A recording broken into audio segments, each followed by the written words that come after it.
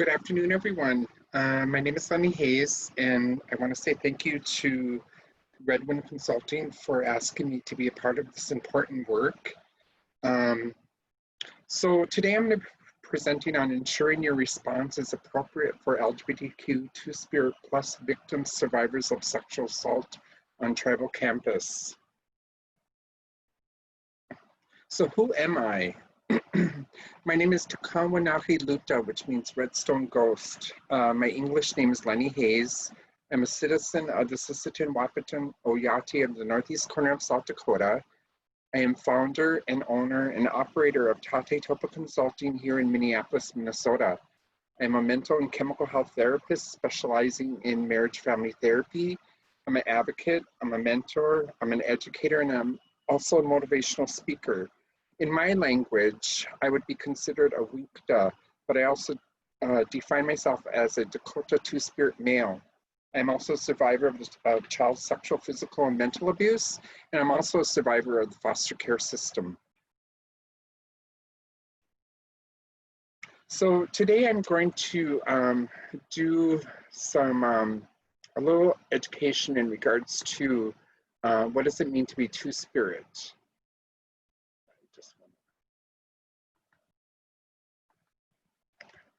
So the word Two-Spirit is a direct translation from the Ojibwe term that means that the person who identifies as either LGBTQ houses both a male and female spirit.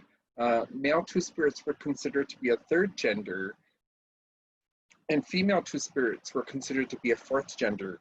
So to give you a better understanding of that, we say first gender would be the heterosexual male, and the second gender would be heterosexual females. The term Two-Spirit emerged in 1990 at the third annual Intertribal Native American First Nations Conference in Winnipeg. So what happened was a group of individuals came together who identified as Native LGBTQ came together, and they wanted to sort of step away from the mainstream language of LGBTQ. And so remember, we have today we have over 570 tribes with over 200 languages. And so they wanted to come up with one word. So one of the things that I remind people is that the term Two-Spirit is not just a label. It's basically what it is a connection to culture and spirituality. So it's really important to know that. And also too, and I'm sure that I will talk a little bit about that in the upcoming slides, is that the term Two-Spirit was a concept that was created by Native individuals and should only be used by Native individuals. So when a person is given the gift of being Two-Spirit, it means that that individual has the ability to see the world in two different perspectives at the same time. Will Roscoe writes that male and female Two-Spirits have been documented in over 130 tribes in every region of North America among every type of Native culture. So here are some of the cultural terms to identify and gender. So if you remember when I first introduced myself, I identified myself as a WE-WHA, which is the Dakota word for who I am. So if you look at this graph, on the left side, you have your tribe, the term, and the gender. So one of the things that I like to remind people of is that each of our tribes, almost every one of our tribes here in the United States actually had a word that identified someone like me in their language. Because of colonization, this word was lost. So when I go out and do public trainings, one of the things that I always ask people is if they know the word in their language that would identify someone like me. A lot of times, a lot of people don't know the word. And so what I normally will say to people when they say that to me is that that's, part of the impact of colonization on the Two-Spirit community. So It is very important to remember that genders vary from tribe to tribe but are similar. It is also said that in some tribes, they have up to 15 genders. And again, it's also important to remember that the term Two-Spirit is a Native American concept and should only be used by Native Americans who identify. One of the things that I always like to say to people too is that this term Two-Spirit does not always mean the same in every tribe in a country. There are specific tribes that will not use the word Two-Spirit because in their culture, it means something different. For instance, like the Navajo people who identify as LGBTQ will often not call themselves Two-Spirit because it has a totally different meaning in their culture. So one of the things that I like to remind people is that we have individuals who today we would probably identify as ancestors. So we've always been here. So here's some historical figures that I want to share with you. So we have WE-WHA. WE-WHA comes from the ZUNI Pueblo people. She was a cultural ambassador for her people with the United States. She was known for her artistry as a weaver and a potter. She was also active in her community in regards to ceremony and religious societies. She was considered one of the most intelligent people in her pueblo, and she was loved by all children, to whom she was ever so kind to. Anthropologists have studied her artwork and interviewed her on her Zuni culture and religion. So you can find some literature out there in regards to WE-WHA, but she's one of them who we often talk about first. So today we would say that WE-WHA is identified as a male to female. She would also identify, and we would also identify her as a transgender person. Here's Hosteen Claw. He comes from the Dene. He was considered a third gender Native person. He was a Navajo medicine man and a master weaver. The Navajos believed that Hosteen Claw was honored by the gods and was expected to master both the female role of weaving and the male role of medicine man. History also tells us that he mastered 8 different Navajo spiritual ceremonies, while the typical medicine person only masters 2. He created sand painting, and today many of his rugs are hanging in museums. And here's Osh-Tish to your left. Osh-Tish was considered a third gender person. He was assigned as male at birth, but dressed in women's clothing, and also performed women's roles in her tribe in the Crow Nation. Occasionally, Osh-Tish would dress in men's clothing and would fight as a warrior. Osh-Tish was considered a leader among other third gender people in her tribe. Here's Charlie the Weaver to your right. He was a member of the Navajo tribe. He was a weaver, which is a form of art usually done by women of the tribe. Charlie was known for wearing clothing that differed from both male and female styles. Here's Pine Leaf Woman. I like to talk about her, but she was a woman chief amongst her Crow people. She earned a claim to her horse riding, marksmanship, and ability to field dress a buffalo. Unlike other Two-Spirits, she wore typical female clothing rather than adopting men's garments.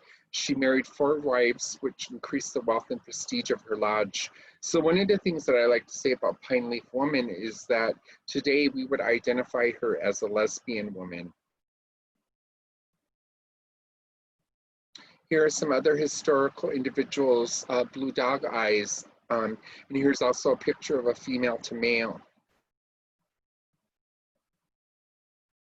So here are some of the Two-Spirit community roles that we played within our communities. We were healers or medicine people. In some tribes, you know, you hear stories of Two-Spirit people having a camp outside of the larger camp. A lot of people thought that that was a bad thing, but really it was a good thing, because a lot of the people from the bigger camp would go to the Two-Spirit camps to get counseled, or if they were in need of some healing. They were parents of orphan children.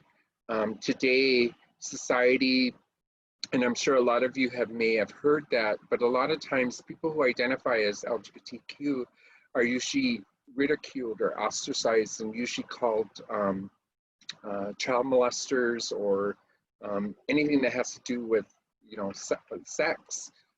They were conveyors of oral tradition and song. They were foretellers of the future. They were name givers of children or adults. They were nurses in war expeditions. They were potters, matchmakers, makers of feather regalia, and they played special roles in the Sundance. So I have two individuals that I know who I am friends with, who live in South Dakota, who actually do their own Sundance for their family, both a male and female. So those are some of the roles that we played in our tribal communities before colonization. Two-Spirit people were treated with the utmost respect and honor before colonization. One of the questions that I always like to ask is, what happened to honor and respect? So out of the love and respect for our Two-Spirit people, many chiefs were reluctant to defend their Two-Spirit people, and they were sent underground to protect them. When they did this, so they actually forgot about them, forgot about the roles that they played in community. So today, Two-Spirit people are looked down upon. One of the things that I like to say, that before colonization, Two-Spirit people were looked upon as spiritual beings, and today we look at Two-Spirit people as being sexual beings, which changes the whole concept of the way that we were looked upon before colonization. So that sort of gives you an idea of how colonization has impacted this community. Two-Spirit people and their community roles were forgotten due to historical and intergenerational trauma. So this is something to think about. You know, I like to show this picture to get people to sort of think about individuals or Native individuals who identified. So we're all, I believe, very familiar with this picture. This is the Carlisle boarding school. So today's statistics say that 1 out of 10 individuals identified as LGBTQ or Two-Spirit. And so when you look at this picture, it's really important to think about how many of those children may have identified. One of the things that we know that happened in our during the boarding school era was that a lot of these children were molested by priests and nuns. One of the things that we talk about when we talk about sexual violence against any individual, one of the things that we often say is that the perpetrator will often groom the victim. So I really like to show this picture because this conversation came about with one of my colleagues who also identifies as a Native LGBTQ individual. And one of the things that we talked about was, you know, how many of these children may have identified both male and female. So we know that a lot of these children were stripped from culture, from their language. And so hence, you know, the idea that the Two-Spirit identity was stripped away. So here are some of the issues that really impacts the Two-Spirit Native LGBT individuals and community. So as part of my work as being a mental and chemical health provider, I, several years ago, really advocated for a Two-Spirit support group here in Minneapolis. And one of the things that, in having conversation with a lot of these individuals, one of the things that really took, it was heartbreaking, but it was also truth. But a lot of these individuals migrated from the tribe to the bigger city. A lot of them left because of poverty. A lot of them left because they were shunned by their community or they were shunned by their families. A lot of them left because they were ostracized. A lot of them left because they were bullying. bullied. A lot of them left because they wanted to seek better support. And so a lot of them assumed that if you move to the bigger city, in a bigger community, there would be resources for LGBTQ or Native LGBTQ people. Well, there is, but actually a lot of the organizations that identify as an LGBTQ organization often would not know how to work with natives who identified. So one of the things in having conversation with a lot of these individuals that I was able to sit with, a lot of them talked about the loss of Native identity, meaning that when they were living on the tribe, a lot of them were shunned. They weren't allowed to be part of ceremony, and so there was that idea of loss of culture. So they didn't get to like learn anything about ceremony. One of the things that we really talk about too is the sex and human trafficking. I was able to sit with a 20-year-old male who sadly was addicted to alcohol and drugs. So one of the things that he would often do is that he would get on one of the gay websites. And what he would do is that he would seek out sex parties so that he could get his chemical addiction met. So what he would do is that he would go to a sex party on Friday night, which was usually hosted by 2 or 3 male individuals. And what they would do is that they would allow different men to have sex with him.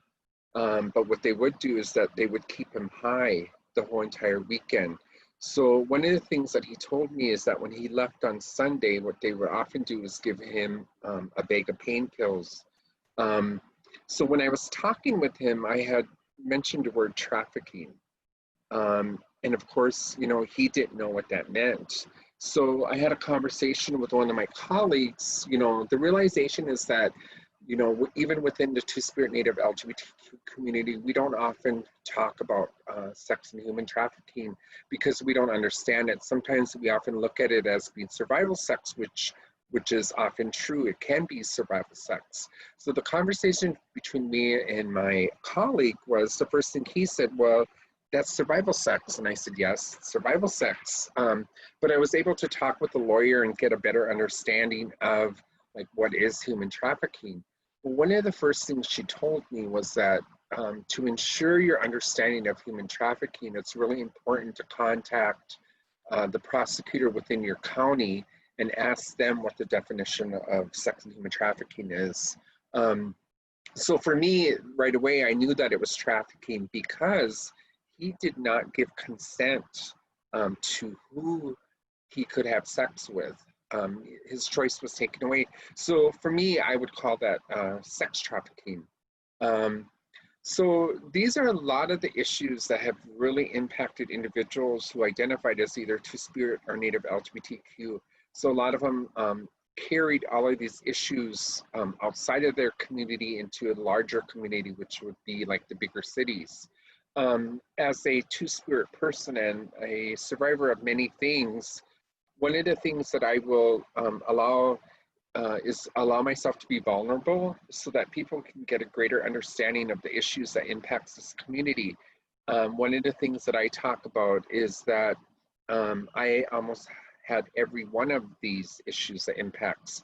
But what I also like to remind people too is that not every Two-Spirit Native LGBTQ person has these issues. So I do not want to give you wrong information. And I also don't want you to put labels on individuals who identify, because we're all different. So this is the only research that was done in the United States. This research was called the Honors Project. And what it was it was a project that was led by Dr. Karina Walters out of the University of Washington. And what she did with her team is that they went to the 6 largest urban Two-Spirit communities that collected data. The only thing that I didn't like about this data was that a lot of this data was only within urban communities, and it was never taken into tribal communities. And one of the things that I always say in doing this work is that we do really well in urban communities, but we don't do well in tribal communities, and that's the communities that are being missed. They're the ones who are experiencing a lot of discrimination, not getting proper services, health services. Often, sometimes even the mental health providers within IHS do not know specifically how to work with individuals who identify. So in this study, if you look to your left where it says Two-Spirit, and then to your right is the heterosexual, look at the many different types of violence that is described here. And you can see that the Two-Spirit person or people, the many different forms of violence is much more higher than a heterosexual person. This is the only data that's in research that's ever been done on Two-Spirit people. This data is old. I believe the first piece came out in 2012, 2008, I believe. So that tells you how old the data is, and we don't have accurate data. But having conversations with a lot of my colleagues from across the country, we believe that this data is much more higher. So what are some high risks for Two-Spirit LGBTQ youth? A lot of times we don't really keep in mind of our young people who identify. You know, one of the things that I talk about is that we know that there's many different forms of sexual violence that happens to individuals who identify. We know that there's sexual violence of all forms in all communities, but this community is often a community that's forgotten and usually underserved. One of the things that I also know of too in the work that I do a lot of work in regards to sexual violence against men and boys, specifically talking about the Native community. We don't talk about this in tribal communities because it's very difficult. So for me, in doing this work and being a survivor, you know, I think it's very important that we educate individuals, that we learn to break down the barriers to why we don't have conversation. And one of the things that I think is very important also is to break down that stigma, because a lot of times we believe that it's only gay males or bisexual males or Two-Spirit males who are the victims of sexual abuse, and that's not always true.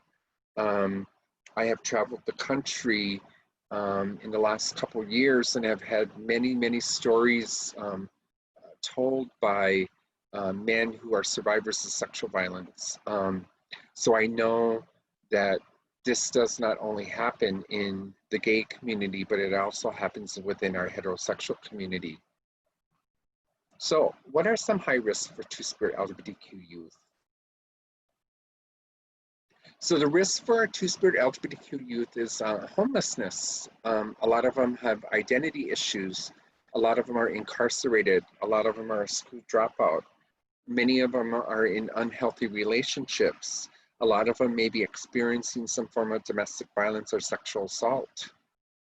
One of the things that I know of here in Minneapolis is that there is an LGBTQ community, which I was really disappointed when I first went and talked with them.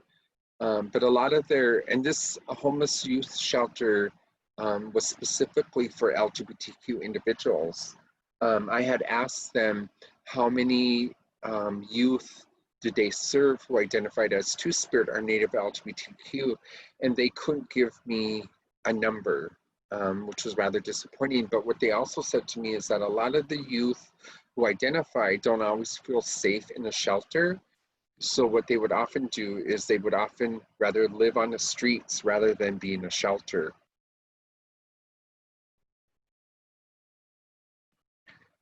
Here are some critical issues affecting LGBTQ homeless youth. Research has documented that there's high rates of depression and substance abuse. So there's a lot of mental health issues that really impacts this community. A lot of them have conflict with the law. A lot of them are involved in prostitution and survival sex. A lot of them are, you know, suicidal. They have risky sexual behaviors, which leads to HIV or AIDS or any other of the STDs. And also many of them are being sex trafficked or human trafficking. So I attended a webinar several months back, and I was very blown away. And in this presentation, it was done through the National Missing and Exploited Children, and also another organization that was a human trafficking organization. And one of the things that they presented in their presentation is that 51% of gay boys, gay youth, are being trafficked, which I was totally blown away with, because I did not realize that it was that high, and also realize that that's something that we don't talk about. So you're probably wondering why I'm presenting all of this. So being a survivor of the system, I remember when I was 20 years old and I was going to a tribal school.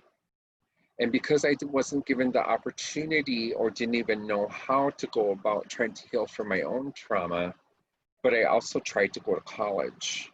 I didn't succeed in the tribal college because I believe that a lot of the issues were because of my own mental health and because of the trauma that I experienced. So I wasn't able to sort of, didn't open it up to learning because of many different reasons, I guess. So my hope today is that you will get an understanding sometimes why our Native students have a very difficult time being in the educational system because of trauma they may have experienced, and maybe they just don't know how to ask for help. Maybe sometimes even as administrators and professors or teachers or any other school faculty that we don't know how to work with individuals.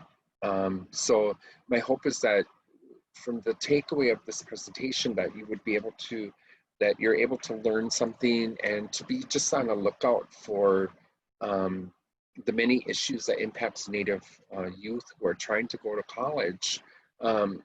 You know, when I graduated in 2010 with my master's degree, one of the things that I was really blown away with in my own research here in Minnesota, it was 0.1% of the Native population that sought higher education. So if you think about the whole United States, we're one of the lowest population rates that doesn't seek higher education. I don't know what it is now, but I always think about that when I graduated in 2010, and really, you know, thought about it, and it's just astonishing. And so we know that, you know, a lot of our young people who don't graduate from college experienced a lot of issues, you know, specifically if we talk about historical and intergenerational trauma. But we also know that a lot of our young people have left the reservation to go to school so that they didn't have to like go through whatever they were going through on the reservation. So here are some statistics in regards to LGBTQ, sex, and human trafficking. Children and youth who identify as LGBTQ have been kicked out because of their identity, and they become targets for victimization on the streets. So when we talk about that, I always talk about the child welfare system. You know, our system does need work. You know, we have ICWA, but there's a lot of things that there's a lot of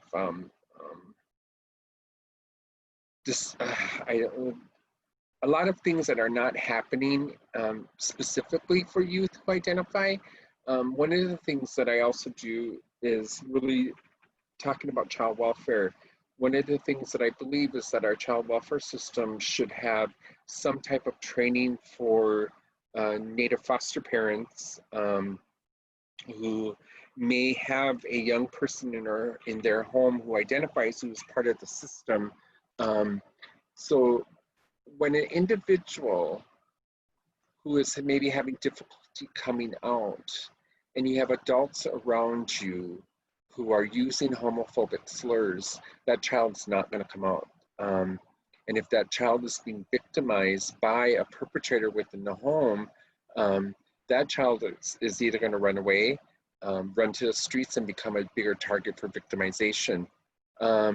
So it's really important to know that and to really understand a lot of the issues that impacts this community. In 2007, the National Human Trafficking Hotline, operated by Polaris, had received more than 34,000 sex trafficking cases in the United States. In 2017, the National Center for Missing and Exploited Children estimated that 1 in 7 endangered runaways reported to them that they were likely sex trafficking victims. The National Center for Missing and Exploited Children reported in 2017 that 1 in 7 children were likely victims of sex trafficking.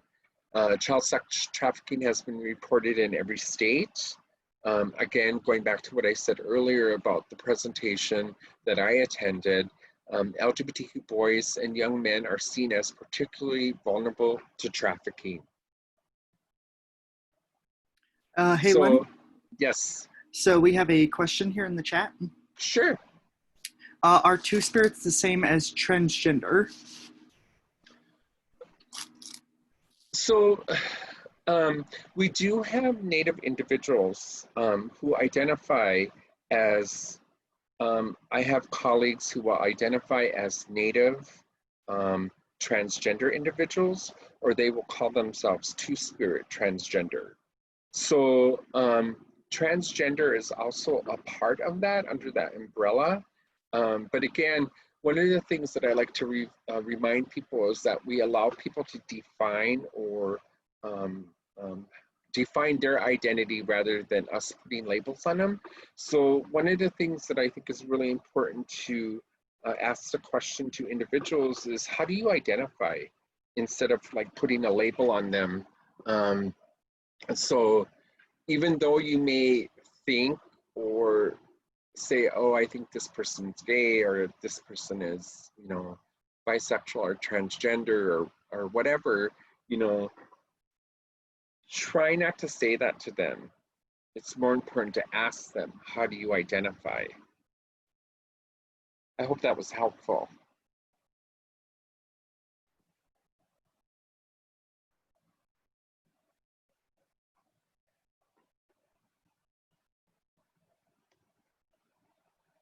All right, it seems that answered the question. All right, thank you. So how do we respond to two-spirit LGBTQ victims on our tribal college campuses?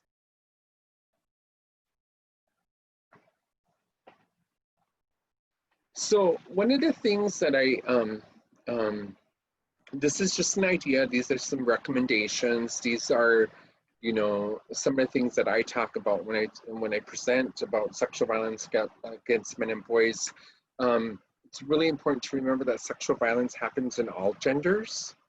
In order for us to ensure healing for our communities, we need to use the language of healing for all genders.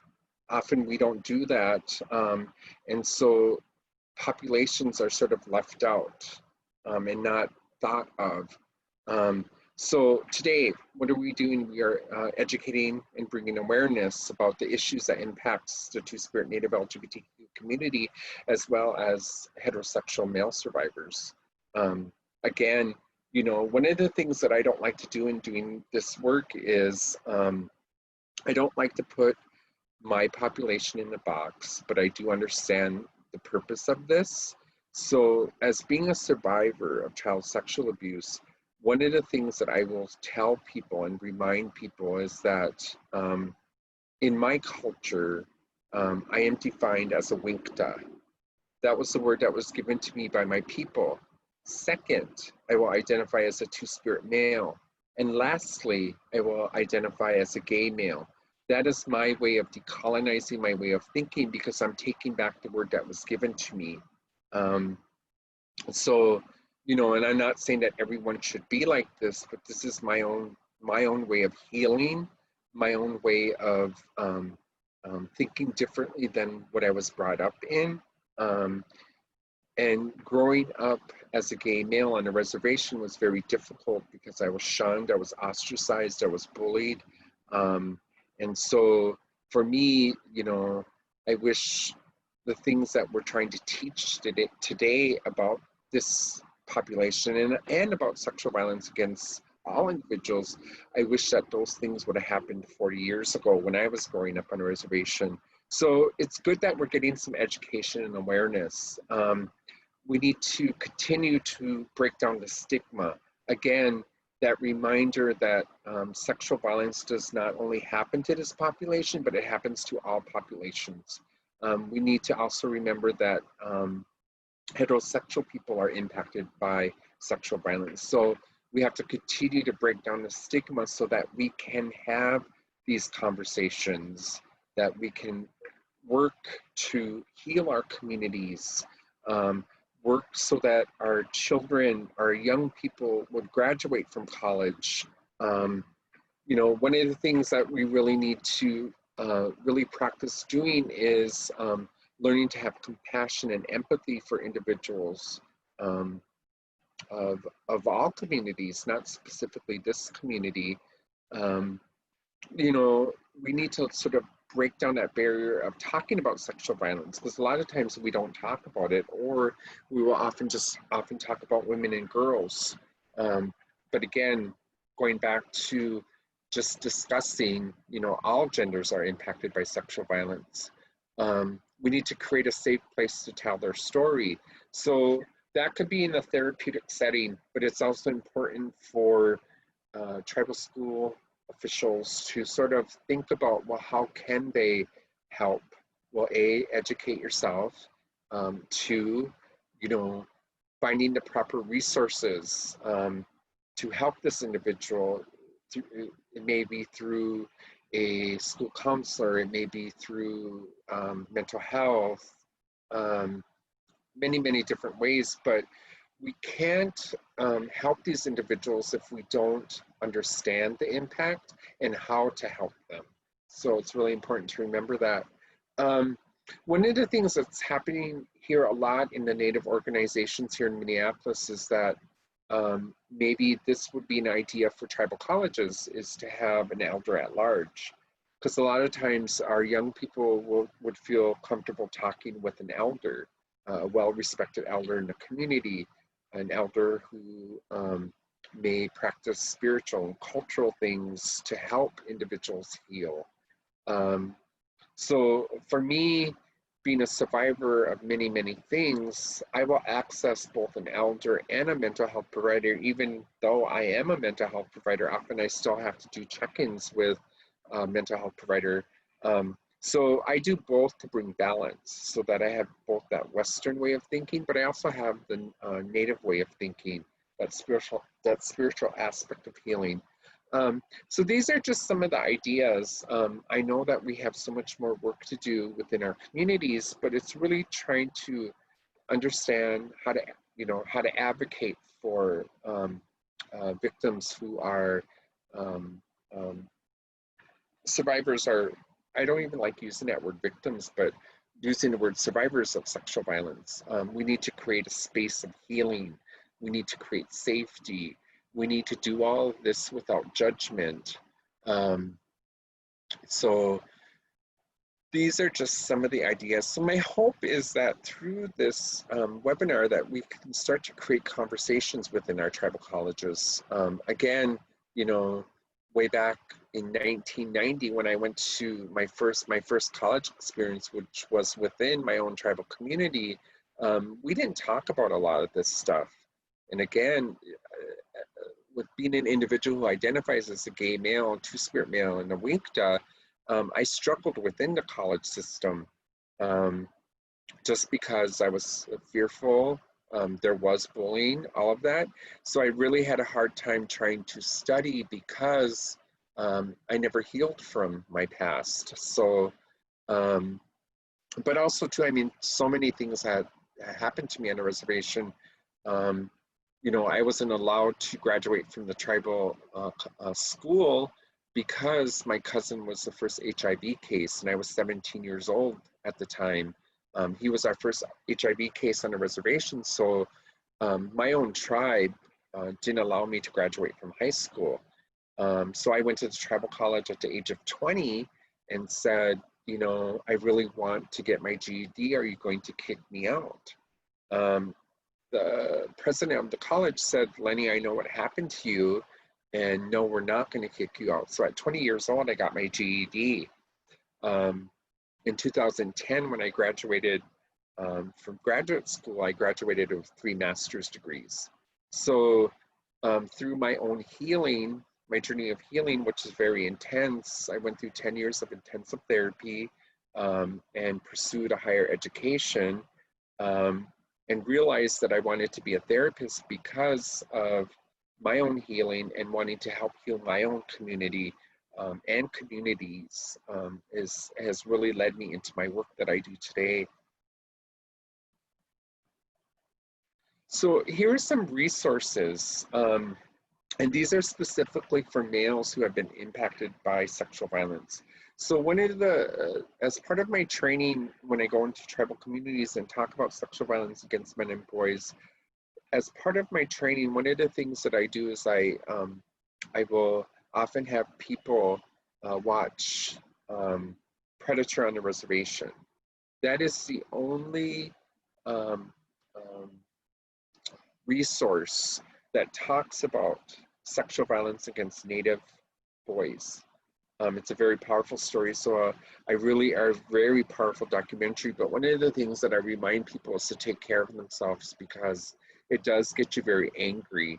It gets you very angry at the system. And for me, being a mental and chemical health provider, I could only watch half of that documentary and I had to take a break and walk away from it because it got me so angry.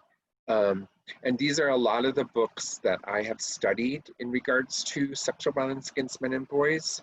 One of the things that people don't realize is that there's also not a lot of research that's done here in the United States in regards to violence, sexual violence against male population. A lot of the research and studies have been done outside of the United States. The only data and research that was done on Native population was done by NIJ, and that report just came out in 2012, I believe. But that's a wholly entirely different training that I do in regards to sexual violence against men and boys. So if any of you are readers, these are some really good books to help you to understand.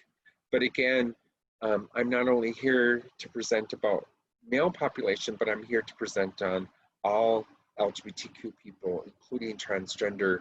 One of the things that I also like to remind people is that if you want to learn about transgender identity or the issues that impacts transgender community, I can really hook you up with transgender individuals who do amazing work.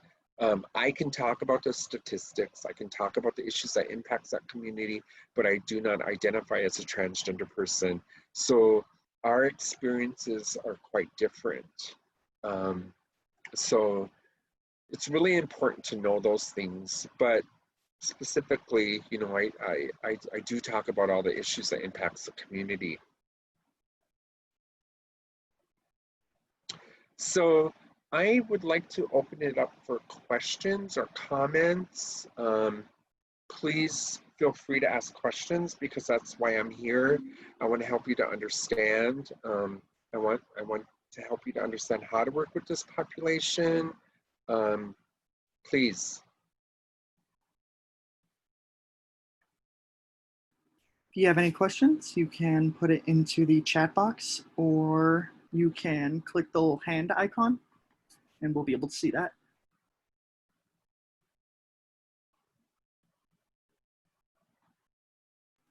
Someone's asking if you could share the resource slide again. Oh, sure.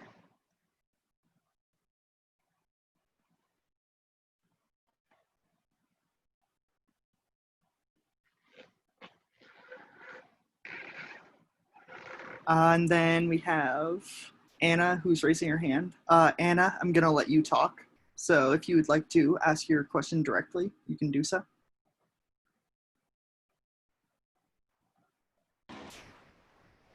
Okay, hi. My name's Anna. Allison. I'm the sexual assault response coordinator at Colorado College, which basically I'm an advocate and I'm a confidential resource. We recently hired an elder in residence last year. So I'm just wondering if people had ideas about how we could best collaborate. The elder in residence isn't a confidential resource, so while I would like to be able to refer to her, like there's the issues of confidentiality and so on, like she's mandated to report incidents of sexual violence to the school. But I'm just kind of interested for ideas on how we might collaborate, whether that's maybe education prevention or maybe doing events together, but just seeing if there were any kind of unique ideas. Thanks. That's a really good question, Anna. So one of the things that you could do with your elder, because I imagine that you may have students who are coming from the reservation who may have experienced violence within the home,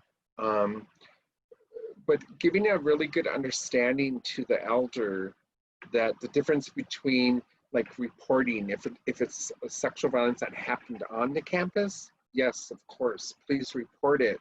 But you may have youth that will come, or young people who will come to the school carrying that trauma. So helping that elder to sort of articulate what to report. Because one of the things that I don't want to do is that I don't want these young people not to talk about their trauma that they may have experienced, because I mean that's totally two different things. But we also know that sexual violence happens on campuses. So just helping that elder to understand the difference, because I would like to see our young people go and sit with our elders. I utilize elders all the time. Elders have been a great resource for me through my healing. And so I think it's important to do that, articulate that, and then also to understand that, you know, the main thing that we need to do in regards to helping young people who are impacted by sexual violence is building a relationship with them, a trusting relationship. I'm sure that the elder within that you're talking about probably uses a lot of our medicine. When I do work with, so I've worked within tribal communities here in Minnesota for the first part of my professional background. So I worked for several different tribes here, and then I also worked for a Native organization here in Minneapolis. And one of the things that I discovered was that a lot of our LGBTQ two-spirit people, Native LGBTQ, a lot of the mental health providers didn't know how to work with them. And so with my private practice today, I will specifically only work with youth and adults and families who identify, but I don't say no to other people, but I have made it my, as part of my practice to work to help this community. So currently right now, what I do is I also do a group during the week, you know, because a lot of our young people right now are currently really struggling, and even our two-spirit people are struggling through this COVID. So once a week since April, I've been hosting on Wednesday evenings a two-spirit support group. It's not a mental health group, but it's a support group. So it's a space where two-spirit people, both male and female, transgender, can come to this group and just talk about their struggles and challenges. And one of the things that I do with the group is I really remind them to help one another, that we all have medicine inside of ourselves to help one another. So I sort of stay away from that mental health perspective, because I don't want to chase them away either, because you know, when we talk about mental health, that's another stigma that's within our community that we don't like to talk about. So, I hope that was helpful. It was, thank you. Can I ask you a question? Do you have like a group within your college that has specifically for two-spirit Native LGBTQ people? No, we don't have any specific resource for that. We have a Native Student Union in the Elder in Residence. And so the Student Union puts on a lot of events, but we don't have one specific for Two-Spirit people. Do you have individuals who identify that go to your school?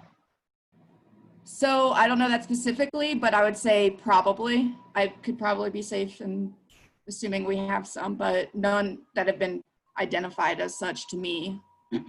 In fact, Okay. reaching out to the Native population is kind of one of my goals right now. So building a relationship with the elders is probably pretty important. Yeah. So like one of the things too is like, what do you have hanging up in your school? Do you have anything that's specific to the LGBTQ community? Like maybe a poster? Oh, yeah. Mhm. Okay. Okay. Because that, I mean, that's a way of creating a safe space for young people who identify to come forward. A lot of times they won't come forward if they don't see that. So even Right. the work that I do in regards to sexual and assault and domestic violence, if I was to walk into a shelter or an organization that does that work, and if I don't see anything, let's say I'm Right. yeah, if I don't see it, then I'm not going to say anything, right? I'm going to assume that they don't work with individuals like me. So maybe think about that. One of the things that I also think is important too is maybe to hang up like posters of like sexual assault, so that you may have a survivor in school, help them to come forward. I hope Great. that was, yeah. More specific resources. Yeah. I definitely work in concert with the elder to create probably. So.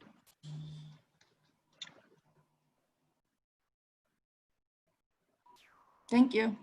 Yes. And if you have any other questions too, my contact information is at the front of the introduction page. Please reach out if you need anything. So we have another question here. What is the name of the NIJ 2012 report? I am going to have to pull that up.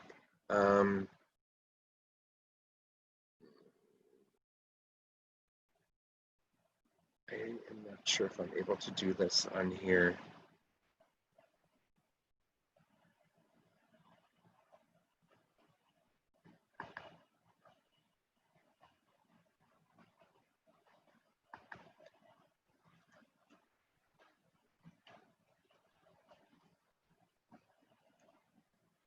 I should have actually put this link on my PowerPoint presentation. I really apologize for not doing that.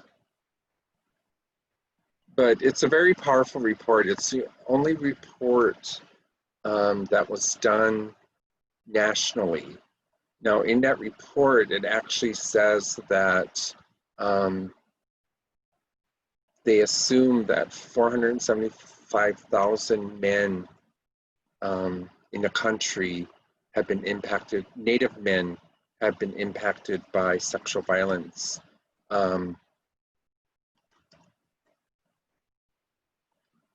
But I believe that that data is much more higher because we have to sort of think about the unreported. One of the things that I know of in doing this work and traveling to the many different tribal communities across the country, I presented in person in front of 180 people. And one of the things that I remember was the next day I had 4 adult males come up to me. What I remember the most about it is the sense of relief on their faces that someone was talking about, a male person was talking about it. They all disclosed that they were survivors of sexual abuse. And one of them went as far as telling me that he was sexually abused by his biological mother for 15 years. So, but again, what I remember the most is just that sense of relief that someone was talking about it. And I also remember another story of another individual when I was presenting in North Dakota. One of the the male survivors stepped forward, and he said, you know, he came to this training with his wife, and one of the things he talked about was, how am I supposed to go out into community when my perpetrator is a spiritual leader in the community? You know, and I couldn't just stop and sort of try to do therapy with him right on the spot. And ethically, I really shouldn't do that. But one of the things that I said to him first was, I believe you. And then second, I said to him, I'm happy that you didn't act on your rage, because he talked about the rage coming up to his neck every time he would see his perpetrator in community. And then lastly, I said to him, I hope and pray that you will find someone that who you feel safe with, that you're able to work through this with. So, you know, it's really important to think about that and how hard it is for a male survivor to come forward and talk about the violence, because we have so much stigma, and we need to break down that stigma in order to assure that male survivors can come forward, and we do need to create a safe space for them to heal. But again, too, I don't like putting the male population in a box. So again, that's why I say I am a male survivor, because I do identify as a male. My sexual orientation, or the violence that I experienced as a young person, as a young adult, doesn't define who I am. I was born a two-spirit male. I'm a gift from the Creator, and that's some of the things that I like to tell people. So,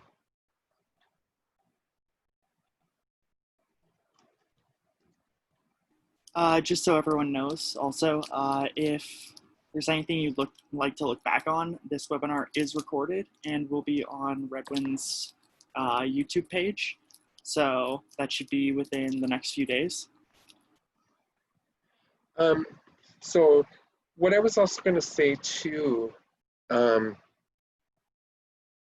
is that report, if you go to the National Institute of Justice, go to their website. I currently have it up right now, and type in violence against American Indian and Alaska Native men and women. You'll be able to pull up that report. You can download it and print it. I don't know if I could, Anobi, could I actually put that in the chat box? Yeah, you definitely can. Let me see if I could do that. Hold on. Because it is a very important report, and I use this report a lot in the work that I do on sexual violence against men and boys.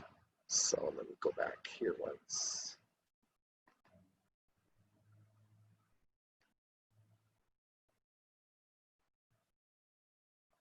Q&A.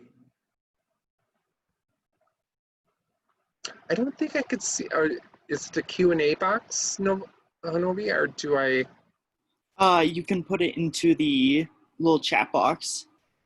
You know what, I can't even see my chat box.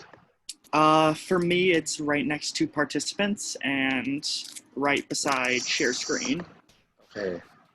Oh, but since you're screen sharing, it may be at the top with the 3 little dots. Oh, okay, there it is. All right. So let me see if I can get that report, the link to that report in here. Do many of you see it? You only sent it to panelists. You'll need to send it to attendees as well. Let me see. Sorry about that.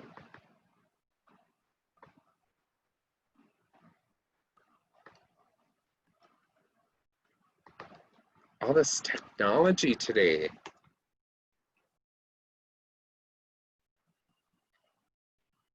Can everyone see that?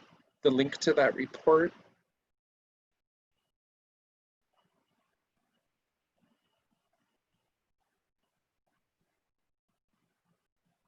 Good. All right. Is there any more questions or comments? So we do have 2 more things Sure. that I see. So one person asked if you will be writing a book. Well, you know, I would love to. I'm very passionate about the work that I do because I do a lot of work in regards to child welfare as being a survivor. The thought has been there, but I'm just so busy just wanting to help our tribal communities, help our Native communities, help our Two-Spirit Native LGBTQ communities heal from trauma. So I'm really focused on that.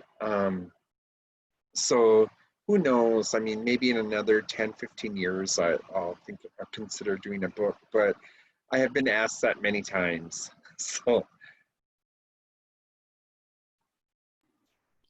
And then we have another question here. Can you talk again about the concept of first and second gender? Okay, all right. So first gender would be considered the heterosexual male. Second gender would be considered the female heterosexual. The third gender would be the male who identifies as two-spirit or a gay male. And the fourth gender would be the female who identifies as a lesbian. Now, one of the things that I want to remind people is that this idea of genders is different in tribes, that they're not all the same. So when I speak of this, I'm also speaking from my own tribal community. But when we think about the Southwest, in the Southwest, there are tribal communities who have actually identified more than 10 genders. So we have to think about how we viewed this population before colonization. As much as straight, or not straight, but non-native LGBTQ community, they're always wanting to grasp onto our concepts. So when I was also presenting in front of mental health providers, to give you an example, I had a non-native lesbian woman who, in my presentation, I kept saying, this is a native concept that should only be used by native people. So, and I was very kind about it. I wasn't attacking or anything like that, but she came up to me and she said, well, why can't I be called a two-spirit? And I said, well, first of all, I said, do you understand the impact of historical and intergenerational trauma on the Native community? Have you done your research? Do you have an understanding? And she said, yes. So I said, so you know that a lot of things have been taken away from Native people? Yes. I said, so you understand that this concept was created by Native people who identified, right? And she said, yes. And I just kindly said to her, you can't have this. So I said it in a very kind way, but I think a lot of times a lot of non-native people who identify often want to take our concepts, and it doesn't belong to them. And so that's why I always encourage people, if you hear a non-native person calling them two-spirit, please correct them, because they can't take claim to that. I was very privileged and very honored that last year I was able to sit with a couple of the elders who identify as Native LGBTQ or two-spirit, who were there when that concept came about. So you can only imagine how excited I was just sitting there having a conversation with them. And one of the things they also talked about too is that the concept of two-spirit is so over being used. And I gave you an example, like the non-native people who are trying to take claim to that word, but we need to revisit that. I remember him saying that we need to revisit it because it's being overly used. It has lost a lot of its meaning because of, just many, many different things. So, yeah. I hope that was helpful. All right, and then, so we have someone who says they're a prosecutor for a Native American tribe, and they were wondering what you'd recommend for someone in their role as far as interacting with victims in a way that is culturally sensitive and appropriate. Well, one of the things that I would encourage, and I don't know if that can happen, is like having an advocate who's a very strong advocate, and making sure that that advocate is also properly trained how to work with all genders. A about 3-4 months ago, I actually got a call from an advocate from North Dakota who, why she reached out to me was that she was going to be working with a male who was raped by another male. And that was her first experience. And so we tried to chat through Messenger, but that just didn't work. So I asked her to give me a call because I wanted to walk her through this. So one of the first questions she said to me was, how do I work with him? And my response to her was, well, you would work with him just like you would work with a female. He's an individual who was victimized. And so by the end of our conversation, she finally realized that she had a bias in regards to male victims of sexual violence. So she was able to sort of work that out, and she did contact me later and said, you know, she really worked hard to sort of work this out and think about it and stuff, and she was able to help him. But I think a lot of times too, you know, even nationally, we have advocates who are very uncomfortable about working with male survivors. And they also need to check their own biases. And often, a lot of times our advocates have a very difficult time working with individuals who identify as Two-Spirit or Native LGBTQ because of their thoughts of this population, and maybe because of the way they were brought up, or, you know, their, you know, homophobic slurs within the home. So we really need to continue to educate our advocates. We need to educate our child welfare system. We need to educate our legal system. Because one of the things that I also talk about too is that, you know, we have, what, over 570 tribes in the country. And when marriage, same-sex marriage nationally passed in 2015, a lot of people didn't realize that that didn't go across the board, because we have to think about our tribal communities. They have their own laws.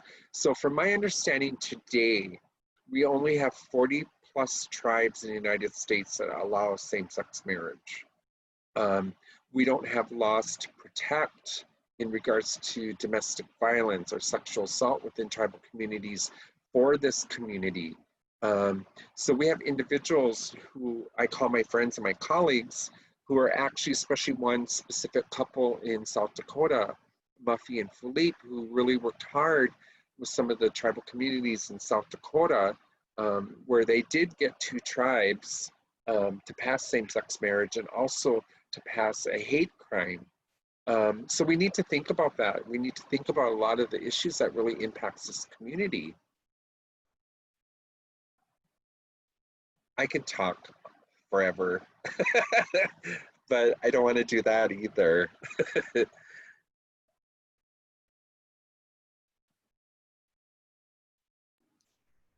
All right, does anyone have any questions?